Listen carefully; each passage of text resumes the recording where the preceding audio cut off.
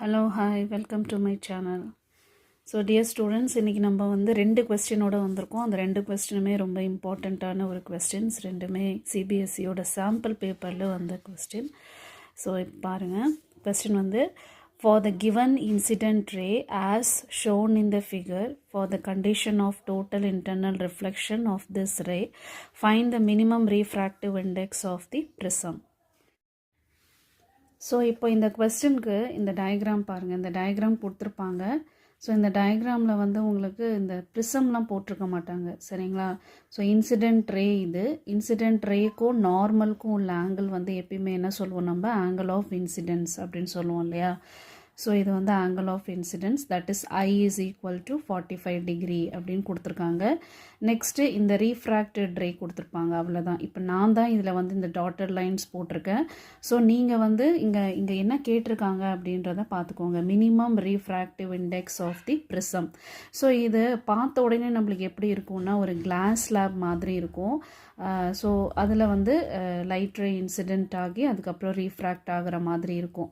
But இந்த உள்ளே வந்து நீங்கள் என்ன பண்ணிக்கோங்க அப்படின்னா ஜஸ்ட் எக்ஸ்டெண்ட் திஸ் அண்ட் ஒரு ட்ரையாங்கிள் மாதிரி இதை ட்ரா பண்ணிக்கோங்க. இப்போ நம்மளுக்கு டோட்டல் இன்டர்னல் ரிஃப்ளெக்ஷன் நம்ம படிச்சிருப்போம் இல்லையா? அந்த டோட்டல் இன்டர்னல் ரிஃப்ளெக்ஷனில் இருக்கிற ஃபார்முலா வந்து mu is equal to 1/sin IC. இப்போ இந்த ஐசி என்ன அப்படின்னு பார்த்தீங்கன்னா IC is the critical angle, okay, and mu is the refractive index of the medium. So sine ஐசியை நம்ம எப்படி எழுதலாம், 1/μ அப்படின்னு எழுதிக்கலாம் இல்லையா? இப்போ காஸ் ஐசி வந்து எப்படி எழுதலாம், நார்மலாகவே நம்ம காஸ் தீட்டாவை நம்ம எப்படி எழுதுவோம், cos theta is equal to 1/, so cos தீட்டாவை நம்ம எப்படி எழுதுவோம்னா √1 - sin ஸ்கொயர் தீட்டா அப்படின்னு எழுதுவோம். ஸோ இங்கே காஸ் ஐசி இருக்கிறதுனால நம்ம எப்படி எழுதிக்கலாம்னா √1 - sin square I C. So already sine I C என்னவா இருக்குது, 1/μன்னு இருக்குது. அப்போது √1 - 1 ஸ்கொயர் பை மியூ ஸ்கொயர். அந்த 1 ஸ்கொயர் அப்படின்றது 1, அது அண்டர்ஸ்டூட், அதனால் நான் அதை அப்படியே 1/μ ஸ்கொயர் அப்படின்னு போட்டிருக்கேன். So cos IC is equal to, இப்போ இதை எல்சிஎம் எடுத்துட்டோம் அப்படின்னா √μ square -1 divided by whole divided by mu ஸ்கொயர்னு வரும். பட் அந்த ஸ்கொயரும் இந்த ரூட்டும் கேன்சல் ஆகிறதுனால நான் cos IC is equal to √μ square -1/μ அப்படின்னு எழுதியிருக்கேன்.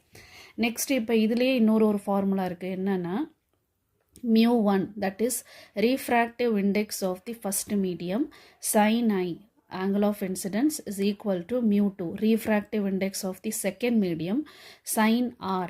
R means angle of refraction. அப்போ இந்த இடத்துல நம்மளுக்கு R தேவைப்படுது இல்லையா? இந்த Rக்கு தான் நீங்கள் என்ன பண்ணணும் அப்படின்னா, இப்போது இங்கே இந்த டயக்ராமில் நீங்கள் வந்து என்ன பண்ணுறீங்க, யூ ஜஸ்ட் எக்ஸ்டெண்ட் திஸ். இதை எக்ஸ்டெண்ட் பண்ணிட்டீங்கன்னா இது ஒரு ரைட் ஆங்கிள் ட்ரையாங்கிள் மாதிரி வந்துடும். இப்போ இந்த ரைட் ஆங்கிள் ட்ரையாங்கிளில் இது நார்மல், இது ரீஃப்ராக்டட் ரே. அப்போது இந்த ஆங்கிள் வந்து என்ன, உங்களுக்கு ஆங்கிள் ஆஃப் ரீஃப்ராக்ஷன் ஆர் அப்படின்னு வந்துடும். இது பார்த்தீங்கன்னா 90 டிகிரி தான், சரிங்களா? இந்த நார்மலை அப்படியே நம்ம எக்ஸ்டெண்ட் பண்ணுறோம் அப்படின்னா இது 90 டிகிரியில் இருக்கும். இது வந்து கிரிட்டிக்கல் ஆங்கிள் ஐசி, ஏன்னா இது டோட்டல் இன்டர்னல் ரிஃப்ளெக்ஷன் மாதிரி இருக்குது பாருங்கள். So this ray is getting totally reflected inside the same medium. So அதனால் இது வந்து ஐசி. ஸோ அப்போது இங்கே வந்து ஒரு தியரம் நம்ம அப்ளை பண்ணலாம், மேத்ஸோட ஒரு தியரம் அப்ளை பண்ணலாம். அது வந்து the sum of all the 3 angles in a triangle is equal to 180 degree அப்படின்னு நம்ம போட்டோன்னா இங்கே என்ன வரும் பாருங்கள், R + IC + 90 degree is equal to 180 degree. So R + IC is equal to 90 degree. So R is equal to 90 degree minus IC. So now we have R also, that is 90 degree minus IC. இப்போ μ1 என்னது, refractive index. First light ray எங்கே travel பண்ணுது அப்படின்னு பார்த்தீங்கன்னா light ray is traveling in the air medium. அப்போது refractive index of the air medium என்ன, 1. I வந்து என்னது, angle of incidence, that is 45 degree. Then μ2 தான் நம்ம இங்கே ஃபைன் பண்ணணும். R ஆல்ரெடி நம்ம என்னென்னு எழுதி வச்சுருக்கோம் அப்படின்னா 90 degree minus ICன்னு போட்டிருக்கோம். ஸோ இப்போ இந்த எக்ஸ்ப்ரெஷனில் நம்ம இதை இப்போ எழுத போகிறோம். அப்படி எழுதணும்னா இந்த இடத்துல என்ன வரும், 1 × ஸோ 1 வந்து எதுக்கு நம்ம போட்டிருக்கோம்னா μ1க்கு போட்டிருக்கோம், because it is refractive index of the air medium. So 1 × sin 45 degree is equal to μ2 தான் நம்ம ஃபைன் பண்ணணும். μ2 ஃபைன் பண்ணிவிட்டு sin இங்கே என்ன வரும், 90 டிகிரி மைனஸ் ஐசி அப்படின்னு வரும், சரிங்களா? அப்போ இது வந்து என்னென்னா 1 இன்ட்டு ஸோ sin 45 டிகிரி அப்படின்றது வந்து என்னென்னா 1/√2. So here it is equal to mu2 sin 90 degree minus theta வந்து என்னது cos தீட்டா இல்லையா? அப்போ sin 90 டிகிரி மைனஸ் ஐசின்றதை நம்ம cos ஐசி அப்படின்னு எழுதிக்கலாம். இப்போ mu2 சரிங்களா? mu2 is equal to actually இந்த mu2 கூட இந்த cos ஐசி இருக்குது. இந்த cos ஐசி வந்து என்னது ஆல்ரெடி நம்ம என்ன ஃபைண்ட் பண்ணி வச்சுருக்கோம் ரூட் ஆஃப். ஸோ அதையும் இங்கே எழுதிக்கோங்க வேணும்னா. ஸோ அதை எழுதிக்கிட்டீங்க அப்படின்னா mu² minus 1 whole divided by mu into mu2 is equal to என்னன்னு வரும் இது 1/√2 அப்படின்னு வருது சரிங்களா? ஸோ இப்போ வந்து ஓகே. இப்போது ஆக்சுவலி இங்கே நீங்கள் வந்து என்ன பண்ணிக்கலாம்னா இதை வந்து mu2ன்னு எடுத்துக்கோங்க. ஏன்னா நம்ம இதை வந்து refractive index of the prism தானே நம்ம ஃபைண்ட் பண்ணுறோம். அதனால் இதை mu2ன்னே கொண்டு வாங்க. mu2² minus 1 whole divided by mu2. அப்போ இங்கேயும் உங்களுக்கு என்ன வந்துடும் அப்படின்னா this is also mu2² minus 1 divided by mu2. So இந்த mu2வும் கேன்சல் ஆயிரும்.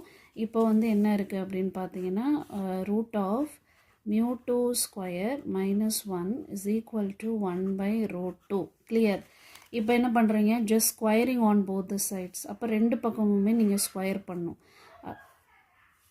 அப்போ ரெண்டு பக்கமும் ஸ்கொயர் பண்ணிங்கன்னா இந்த ஸ்கொயரும் இந்த ரூட்டும் கேன்சல் ஆயிரும். அப்போ இங்கே வந்து mu2² minus 1 is equal to 1/2 ஆயிருமா? ஏன்னா இது வந்து என்னது 1/√2 இல்லையா? அப்போ 1/√2 ஹோல் ஸ்கொயர் அப்படின்றது வந்து 1/2ன்னு வந்துடும். ஸோ இந்த மைனஸ் 1 அந்த சைட் ப்ளஸ் 1 கொண்டுட்டு போனீங்க அப்படின்னா 3/2ன்னு வரும். ஸோ mu2 அப்படின்னு என்ன வரும் பார்த்தீங்கன்னா ஹோல் √3/2. ஸோ இதுதான் answer. So refractive index of the prism வந்து என்னென்னா √3/2. ஸோ இந்த ப்ராப்ளமை இது ஒரு சிம்பிள் ப்ராப்ளம் தான், அதுவும் 2 மார்க்ஸ் ப்ராப்ளம் தான். But you have to think like this. So இந்த மாதிரி தான் இதை சால்வ் பண்ணணும். ஸோ இதுதான் இன்னொரு கொஸ்டின். இப்போது இது என்ன அப்படின்னா the second question is in which of the following figures the PN junction diode is reverse bias. So இது வந்து ரொம்ப சிம்பிளான ஒரு கொஸ்டின். இது ஈஸி டு ஸ்கோர் ஆல்சோ. இதில் வந்து ரிவர்ஸ் பயாஸ் தான் நார்மலாக என்னது ரிவர்ஸ் பயாஸ் அப்படின்றது வந்து ஒரு டயோடோட பி டைப் எடுத்துகிட்டு போய் நம்ம நெகட்டிவ் டெர்மினல் ஆஃப் தி பேட்டரியோடையும் என் டைப் எடுத்துகிட்டு போய் நம்ம பாசிட்டிவ் டெர்மினல் ஆஃப் தி பேட்டரியோ ஜஸ்ட் உல்ட்டாவாக நம்ம கனெக்ட் பண்ணுறதா நம்ம ரிவர்ஸ் பயாசிங் அப்படின்னு சொல்கிறோம். And also the key point is under the reverse biasing condition the diode will not conduct. So அதை பேஸ் பண்ணி தான் நம்ம வந்து half wave rectifier and full wave ரெக்டிஃபயரை பார்க்குறோம். ஸோ எப்பயுமே வந்து நம்ம கொடுக்குற வோல்டேஜ் வந்து எப்படி இருக்கணும்னா நம்ம இதில் பாருங்கள். இப்போ இந்த ஏபிசிடி இந்த 4 டயக்ராம்ஸ்லேயும் ஃபஸ்ட்டு பார்த்தீங்கன்னா திஸ் இஸ் நெகட்டிவ். ஒரு டயோடை எப்படி ரெப்ரசன்ட் பண்ணுவீங்க? ஸோ இதுதான் டயோடோட ரெப்ரசன்டேஷன், கரெக்ட்?